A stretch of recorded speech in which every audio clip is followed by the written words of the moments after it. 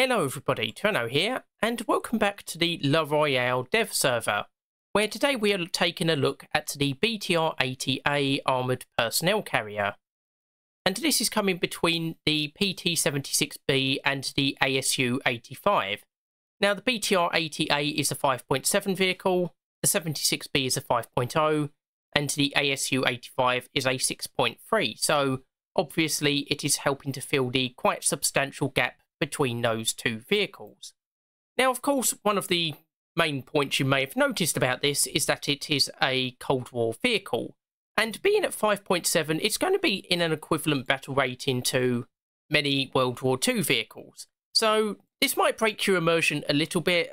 I don't exactly like seeing the Cold War vehicles when playing in the World War II era, but again, there's not really much you can do about that. It's not going to fit in the higher battle rating, so unfortunately it's just one of those things. And of course, we've already got a few armoured personnel carrier type vehicles in the lower ranks anyway, so I suppose it's not the end of the world, but obviously something to bear in mind.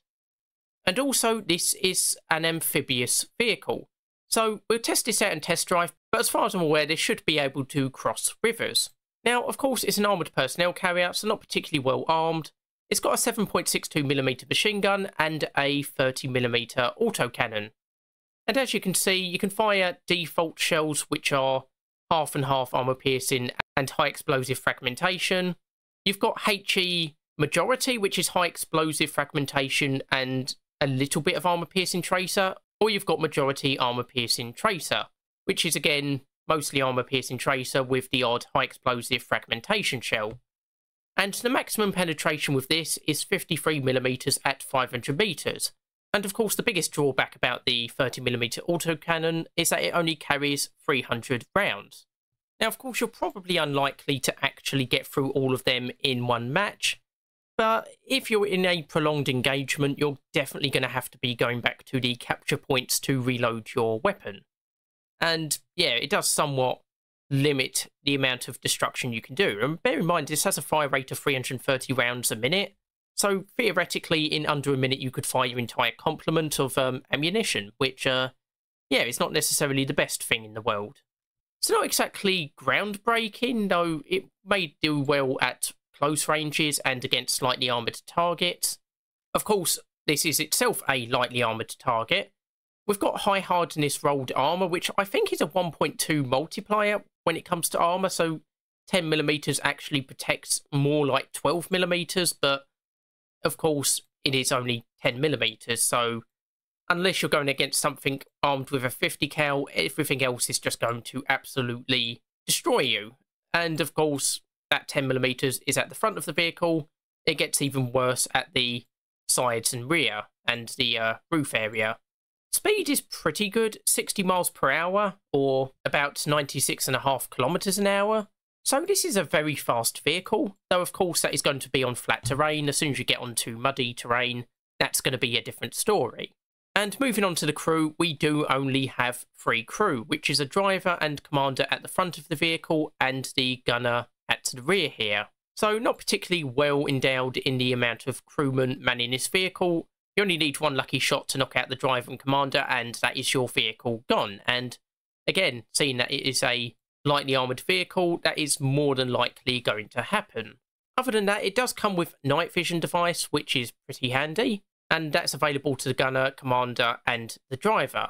It should also be pointed out that even though this is an armoured personnel carrier, it's technically listed as a light tank, so you will have recon available to you when using it. So we're going to give this a quick test drive just to see how it performs in the test drive arena. So we're in the test drive. Just quickly test out the turret rotation speed. Seems pretty fast. Test out the elevation. Again, also pretty fast, so this might do in a pinch against enemy aircraft or against enemies that have come at you from an unexpected angle. And we're going to just quickly test it frontally against this vehicle here, and as you can see, just isn't doing anything. We'll go up to the sides and see how it does there. We test out the cross-country mobility. So we're doing decently good speed here. We're almost up to 30 miles an hour, considering this is a wheeled vehicle. We'll test out the amphibious... right, so it's already deploying the amphibious... I've forgotten the technical name for that. but the sort of flap to keep the water away from the front, so it looks like it does act like an amphibious vehicle. And here we go. From close range, we can penetrate this vehicle from the sides. And there we go. That's one Leopard gone. And just test it going across these blockades. And yep, it's cleared them pretty well enough. And just to try it against this vehicle.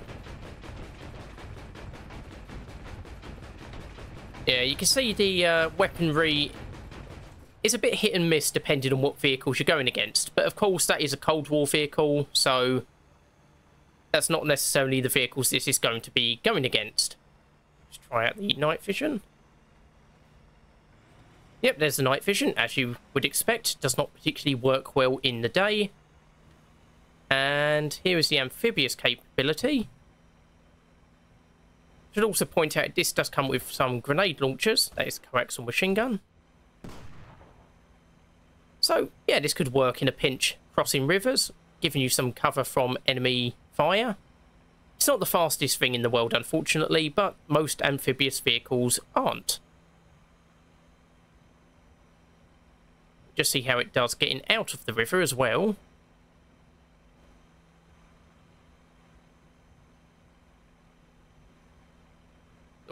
Oh, this is quite a steep... Right, it's not going to go straight up. Can we do it at a bit of an angle? Oh, we're getting some purchase. Can we Skyrim our way out of this river? There we go. Considering that was quite a steep bank to get out of, I think it did pretty well there. And lastly, we're just going to give it a quick drive on the flat terrain just to see how it performs there. Although I suspect it is going to go very fast. Right, so we've started off from there, and we're already up to 30 miles an hour, so you can see this accelerates very fast. And we're on a bit of a corner at the moment, but once we get to the flats, I think we're going to very easily get to our top speed. I mean, we're still accelerating while doing turns, which is always a good sign. And here we go. Get to the straight, and we're already at 50, well, not quite 50 miles an hour, but near enough. Yeah, 50. Can we hit 60 before we reach the end? Might struggle to hit 60, but we're definitely going to hit 50. No, it's maxing out at 54. Okay, that kind of surprised me a little bit. But yeah, so that is the BTR-80A. So that is the BTR-80A. And I think it's a decent enough vehicle. I think it might struggle a little bit with how few rounds it carries, and also with its extremely thin armour, though, again, most recon vehicles do have thin armour. Yeah, I think this will be a decent recon vehicle, but yeah, like I say, might struggle a little bit with the armament, but in a flanking attack, I think this will do decently well. So anyway, that's the BTR-80A. Hopefully you've enjoyed this video on it. Hopefully you'll join me for future videos. I've been Tyranno, and I'll see you next time.